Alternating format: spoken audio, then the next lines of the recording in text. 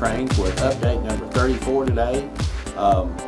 Been more busy outside working on my daughter's kitchen island than I have working on the layout.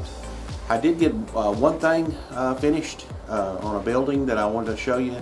I'm kind of proud of it. It looks pretty good, and I kind of took to heart the gentleman that his channel's name is Boomer Dinoramas. I have put that in, I think, the last video that I did, and it's just the challenge of trying different things, and weathering and painting has, to me, kind of paid off. So hats off to you, buddy, and hopefully when you see what I've done here, you won't go like another failed student. Anyway, so let's go outside first, and I'll show you the kitchen island, what we've got done up before, what we already have done on it, and then we'll come back inside where it's warm, and I'll show you what the building I've worked on. So hang up. Well, this is the main thing I've been working on instead of working on the layout, is this kitchen island for my daughter. We finally have gotten a few tools that helps us to go along, and probably can't get it all. It's sitting on its side. This has definitely been a heck of a project. Like I've always said, most people start woodworking, they do boxes or birdhouses, but we decided to build a space shuttle. So we've learned a lot, and it's not going to win any prizes, but finally see some light at the end of the day. The instructions, ones that she picked out weren't from Popular Mechanics, wasn't the best instructions, but hey, it's a box now, so all we've got to do is lift some internals and a couple of drawers, and going from there. So we have been working on that a lot. So, but I have done something on the railroad. So let me turn this off, and we'll go inside and take a look at it. Okay, I've had this grain silo for a while, and basically had it painted aluminum for the silos, and the rest of it kind of a pale gray. And so, like I said, with Boomer Dinoramas, I just took it on a challenge to try to do something different.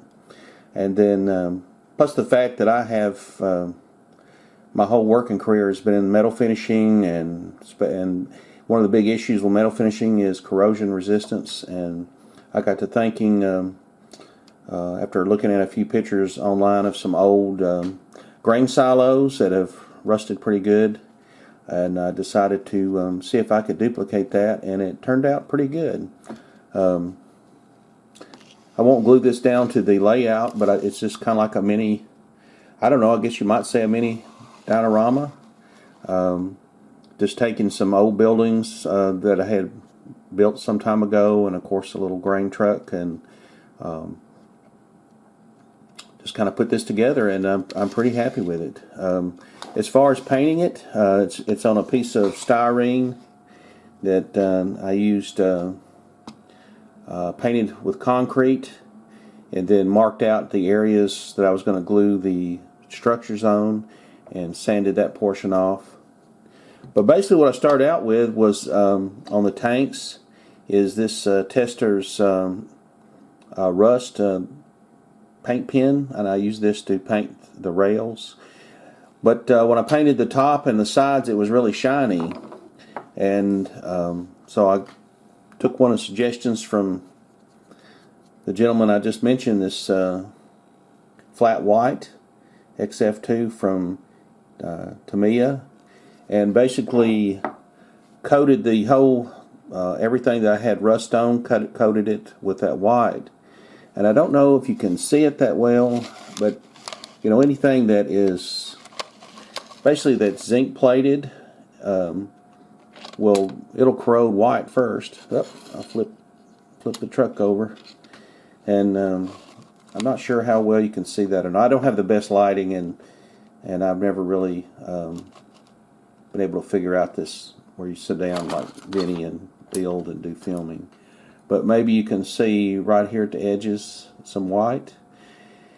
And so what I did was, is after I painted it white, I came back and used this little pastel kit that I got from Hobby Lobby, and just took a razor blade and cut off some of the rust color right there, the powder, and then put that powder over the rust areas, and didn't go all the way to the edge of the white, and so it gave kind of looks like you know, like something is rusted. On the edges you'll see a white corrosion, and then you get into the orange rust.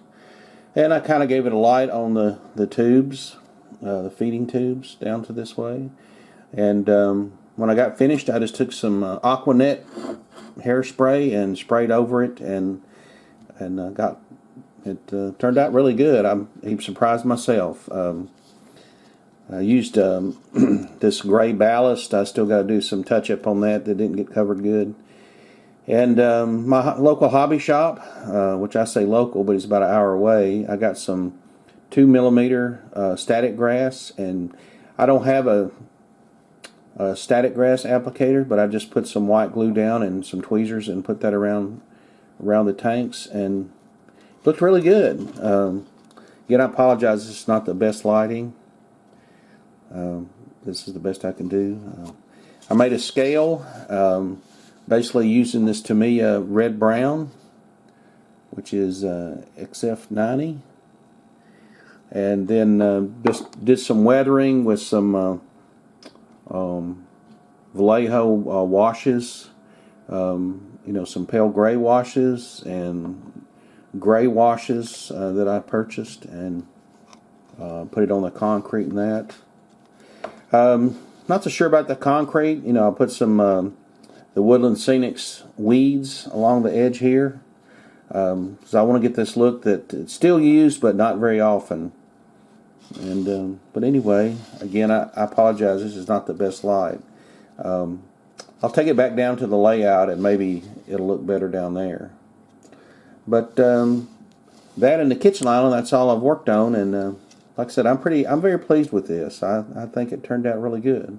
Got a little scale house right here, and I forgot that's a kit that I put on a long time ago. I actually have a video, I think, somewhere on that.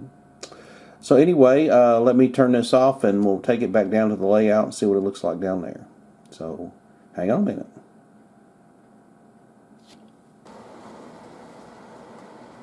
Okay, this is probably a better shot of it. Maybe you can see a little bit better. I definitely got to get some better light up there over my work table, but like I said, I think this turned out really good.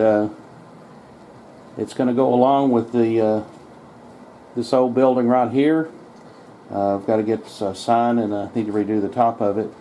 Not sure what I'm going to do with this thing. This was part of a kit I bought a long time ago, and not all the pieces were there, but I'm just letting it sit right here for right now. So there you go. We're definitely going to have to do something to pin this down and to hold that down, make it look a little bit better. But anyway, that's about all I've got done this week.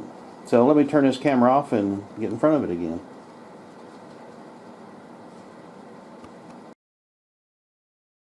That's all I've got for layout update number 34. I'm very pleased with the little building I did, and learned some things from, like I said, from Boomer Dinoramas, and also just kind of stretching my imagination to see what I can do there. Hopefully the next couple of weeks I'll get to work back on the road. For my last video on the update, I had a lot of good suggestions, and got a pretty good idea how I'm going to finish the road over there, so I can finish that little section back over there. Well, as always, if you'd like to follow me along on my little N-Scale journey, please hit that subscribe button and ring the little bell for future notifications when I put a video out. And hey, give me a few of those too. I appreciate them. Well, as always, I hope you have a great week, a safe week. Thanks for watching. Talk to you later. Bye-bye.